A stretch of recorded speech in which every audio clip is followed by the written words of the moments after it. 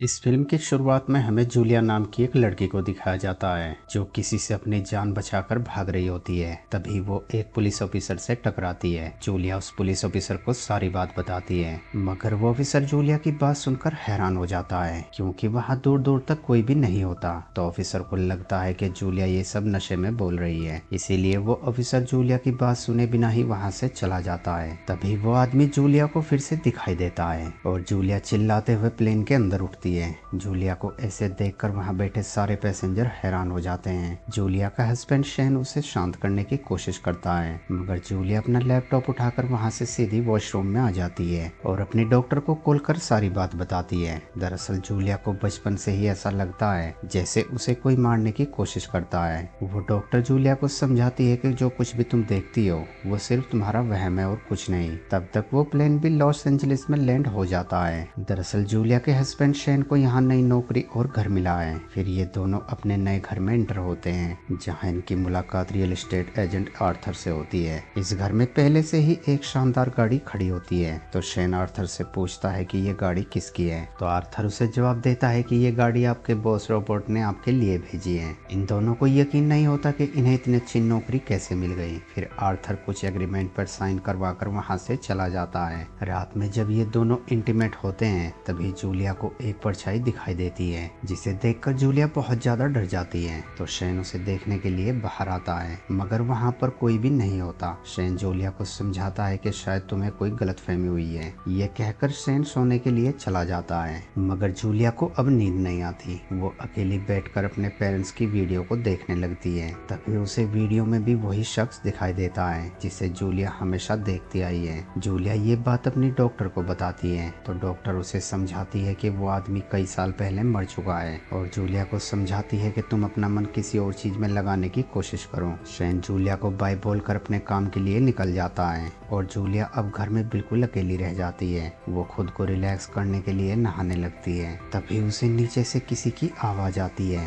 Julia डरते हुए नीचे आती है तो वो देखती है कि ये आवाज घर के स्टोर से आ रही है। जूलिया हिम्मत जुटाकर स्टोर के दरवाजे को खोलती है, मगर वहाँ पर कोई भी नहीं होता। ये देखकर जूलिया को थोड़ी राहत मिलती है और वो वापस अपने वॉशरूम में आ जाती है, पर वो देखती है कि उसके वॉश बेसिन के अंदर एक सांप बैठा है। ये देखकर जूलिया बहुत ज्यादा घबरा जाती है और वो जल्दी से एनिमल कंट्रोल के एक आदमी को बुलाती है। वो आदमी पूरा बाथरूम अच्छे से चेक करता है, मगर उसे कुछ भी नहीं मिलता। तो जूलिया को लगता है कि वो धीरे धीरे पागल हो रही है, इसीलिए वो घर के बाहर आकर शैन का इंतजार करने लगती है। तभी उसे लोगों के बीच में फिर से वही आदमी खड़ा दिखाई देता है जो जूलिया को घूर रहा होता है। उसे देखकर जूलिया के चेहरे का रंग उड़ जाता है और वो वहाँ से भागने लगती है। तभी उसे उसकी पुरानी दोस्त एनी मिलती है। जूलिया डर के मारे एनी से लिपट जाती है। एनी जूलिया को लेकर एक रेस्टोरेंट में आ जाती है, मगर जूलिया की नजरें अब भी उसी आदमी को ढूंढ रही होती है। एनी जूलिया से पूछती है कि तुम्हें क्या हुआ, तुम इतनी डरी हुई क्यों हो। अब जूलिया अपनी दोस्त एनी को सारी बात बताती है। तो एनी जूलिया का स्ट्रेस कम करने के लिए उसे एक क्लब में लेकर आती है,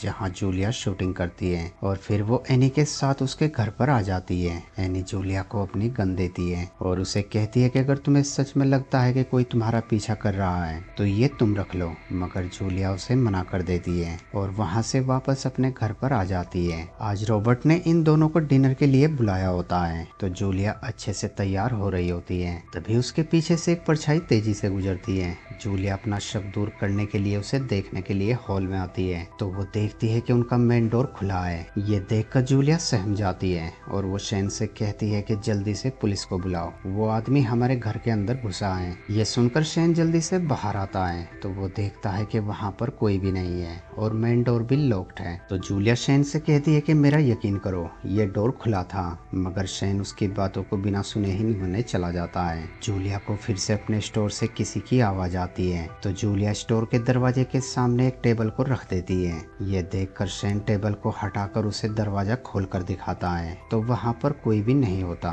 जूलिया को कुछ समझ नहीं आता कि उसके साथ आखिर हो क्या रहा है। अब शैन तुरंत जूलिया की डॉक्टर को कॉल करता है और उसे सारी बात बताता है। तो डॉक्टर इन्हें समझाती है कि नई दवाओं को काम करने में थोड़ा वक्त लगेगा और फिर वो डॉक्टर जूलिया से बात कर उसे शांत करती है, जिसके बाद ये दोनों डिनर के लिए एक होटल में आ जाते हैं, जहाँ रॉबर्ट रॉबर्ट इन दोनों का अच्छे से स्वागत करता है। फिर ये तीनों आपस में बैठकर बातें करने लगते हैं। तभी जूलिया को फिर से वही आदमी नजर आता है, पर इससे पहले कि जूलिया उसे ठीक से देख पाती, वो आदमी अचानक कहीं गायब हो जाता है। जूलिया शैन को बिना बताए होटल के किचन में आ जाती है और वहाँ काम कर रहे लोगों से उस आदमी के बारे में पूछने लगती है, मगर उन लोगों का भी वही जवाब होता है कि यहाँ पर कोई भी नहीं आया है। तभी वहाँ पर शैन भी आ जाता है, जो जूलिया को वहाँ से वापस घर पर ले आता है। अब जूलिया को पूरा यकीन हो जाता है कि वो जिस आदमी को देख रही है वो उसका कोई वहम नहीं, बल्कि वो आदमी सच में जूलिया को मारना चाहता है। पर शैन को उसकी बातों पर विश्वास नहीं होता। वो जूलिया से कहता है कि तुम्हें अपना काम फिर से शुरू करना चाहिए ताकि तुम्हारा ध्यान बटा रहे। शैन की बात मानकर जूलिया फिर से अपना फैशन फोटोग्राफी शुरू कर देती है। अब रात में जब जूलिया अपने घर पर लौटती है तो वो देखती है कि उसकी दोस्त एनी उसके घर में टॉवल पहनकर घूम रही है। जूलिया के पूछने पर एनी उसे बताती है कि मेरे घर पर पानी नहीं आ रहा है, मगर जूलिया को लगता है कि दाल में कुछ काला है। उसे एनी और शैन के ऊपर शक हो जाता है, लेकिन वो अभी खामोश रहती है। अगले दिन जब जूलिया अपना काम कर रही होती है तभी एक बड़ा सा शीशा जूलिया के सर पर आकर गिरता है। शैन और एनी को जब ये खबर मिलती है तो वो तुरंत जूलिया के पास हॉस्पिटल में आते हैं। जूलिया पूरी गुस्से से भरी बैठी होती है। वो शैन से कहती है कि वो शीशा मेरे सर पर किसी ने जानबूझकर मारा है। अब एनी जैसे ही जूलिया को संभालने लगती है तो जूलिया उस पर बरस पड़ती है। एनी नाराज होकर वहाँ से चली जाती है, मगर जूलिया को इस बात से कोई भी फर्क नहीं पड़ता। वो घर पहुँचने पर घर के हर एक हिस्से को बहुत ध्यान से चेक करने लगती है। तभी जूलिया को घर की विंडो से शॉक लगता है। अब जूलिया समझ जाती है कि ये सब वो एजेंट आर्थर ही कर रहा है। जूलिया आर्थर को कॉल करती है, मगर जो नंबर आर्थर ने दिया था वो नंबर गलत होता है। ये देखकर जूलिया का शक अब यकीन में बदल जाता है। वो शैन के मना करने के बावजूद भी आर्थर के ऑफिस में आ जाती है। वहाँ आकर जूलिया आर्थर पर बहुत गुस्सा होती है, मगर शैन जूलिया को समझाकर बाहर ले आता है। जूलिया शैन से कहती है कि ये आदमी हमारे साथ कोई गेम खेल रहा है, ये चाहता है कि हम इस घर को छोड़कर चले जाएं। तो शैन उससे पूछता है कि वो ऐसा क्यों करेगा। इस पर जूलिया उसे कहती है कि ये मामला सिर्फ रियल एस्टेट का नहीं है, ये लोग इसकी आड़ में कोई जरूर बड़ा गेम चला रहे हैं। मगर शैन को जूलिया की बातें बेतुकी लगती है। वो जूलिया से कहता है कि तुम्हारे अलावा उस आदमी को किसी ने भी नहीं देखा है, ये जरूर तुम्हारे दिमाग का एक वहम है और कुछ नहीं। शैन जूलिया को प्यार से समझाकर घर पर ले आता है, मगर जूलिया के दिमाग में कुछ और ही चल रहा होता है। उसे याद आता है कि जब वो आर्थर के ऑफिस में एंटर हुई थी तो वहाँ पर एक लड़की बैठी थी जो बंद मॉनिटर के सामने बैठकर काम कर रही थी, यानी वो सिर्फ काम करने का नाटक कर रही थी। अब जूलिया और ज्यादा पता लगाने के लिए चोरी से आर्थर के ऑफिस में आ जाती है और वहाँ के सभी डोर को खोलकर देखने लगती है, मगर वो सारे डोर बिल्कुल खाली होते हैं। तभी जूलिया को एक चाबी मिलती है जिससे वो पास के कमरे को खोलती है और वहाँ का नजारा देखकर जूलिया दंग रह जाती है, क्योंकि उस कमरे के अंदर बहुत सारे मॉनिटर रखे होते हैं जो जूलिया के घर के हर एक हिस्से को दिखा रहे होते हैं। तभी जूलिया को बाहर किसी के आने का एहसास होता है, तो जूलिया जल्दी से उन सारे मॉनिटर को बंद कर टेबल के नीचे छिप जाती है। ये वही आदमी होता है जिसे जूलिया बार बार देखती है। जूलिया बड़ी चालाकी से किसी तरह वहाँ से निकल जाती है और शैन को कॉल कर वहाँ पर बुलाती है। फिर जूलिया शैन को सारी बात बताती है। ये दोनों सुबह होने का इंतजार करने लगते हैं। अब सुबह होते ही सबसे पहले जूलिया अपनी दोस्त एनी के पास आती है और उससे माफी मांगती है। एनी भी एक अच्छी दोस्त की तरह जूलिया को माफ कर देती है। तो जूलिया उसे कहती है कि मुझे तुम्हारी गन चाहिए। इस पर एनी उसे बताती है कि जिस रात में तुम्हारे घर पर गई थी उसी दिन मैंने वो गन तुम्हारे बाथरूम के सिंक के नीचे रख दी थी। फिर जूलिया एनी और शैन को लेकर आर्थर के ऑफिस में आ जाती है, मगर अब वहाँ पर सब कुछ बदल चुका होता है। जो डोर जूलिया ने रात में खाली देखे थे अब वो पूरे पेपर से भरे होते हैं। तो जूलिया खुद को सही साबित करने के लिए शैन को मॉनिटर रूम में लेकर आती है। आर्थर शैन को बताता है कि हम इन मॉनिटर से अपनी सारी प्रॉपर्टी पर नजर रखते हैं। जूलिया उन सब मॉनिटर की एक एक फुटेज को चेक करने लगती है, मगर अब सब कुछ बदल चुका होता है और जूलिया एक बार फिर से झूठी साबित होती है।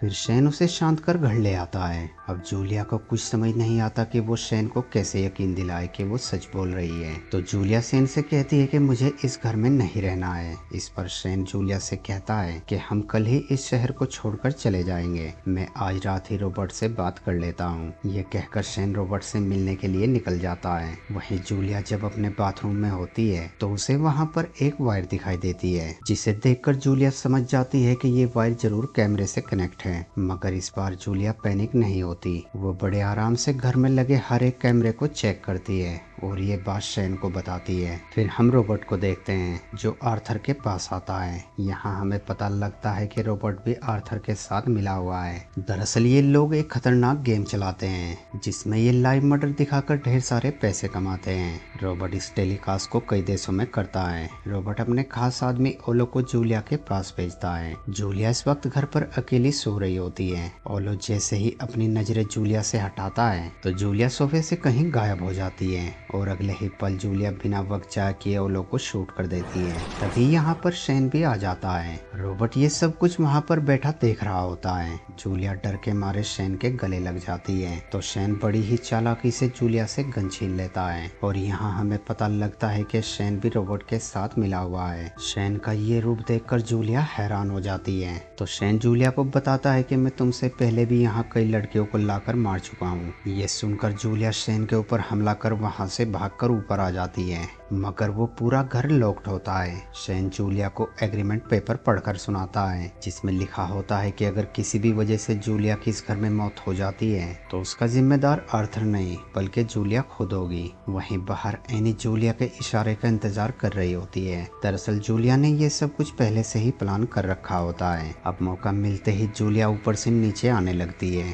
शेन जैसे ही उन सीढ़ियों से नीचे उतरने लगता है तभी उसका पैर फिसल जाता है और उसके हाथ से गन छूटकर नीचे गिर जाती है। अब जूलिया बिना देर किए उस गन को उठाकर शेन को शूट कर देती है। गोली की आवाज सुनते ही एनी पुलिस को कॉल कर रॉबर्ट और आर्थर के पास भेज देती है। पुलिस उन दोनों को मौके पे ही गिरफ्तार कर लेती है। वहीं जूलिया अपनी दोस्त एनी को थैंक्स कहती है। फिर हम एक और लड़की को देखते हैं। उसे भी जूलिया की तरह डरावने सपने आते हैं और वो भी अपना इलाज डॉक्टर लिली से ही करवा रही होती है। यहाँ हमें पता चलता है कि इस गेम का मास्टरमाइंड डॉक्टर लिली है जो अपनी पेशेंट को जानबूझकर ऐसी दवाई देती है जिसे खाते ही उन्हें डरावने सपने आने लगते हैं। उस लड़की को भी एक लड़का शेन की तरह उसे घर में ले जाने लगता है और इसी सीन के साथ इस मूवी का एंड हो जाता है। दोस्तों वीडियो अच्छी लगी हो तो वीडियो को लाइक और चैनल को सब्सक्राइब जरूर करना। Thanks for watching.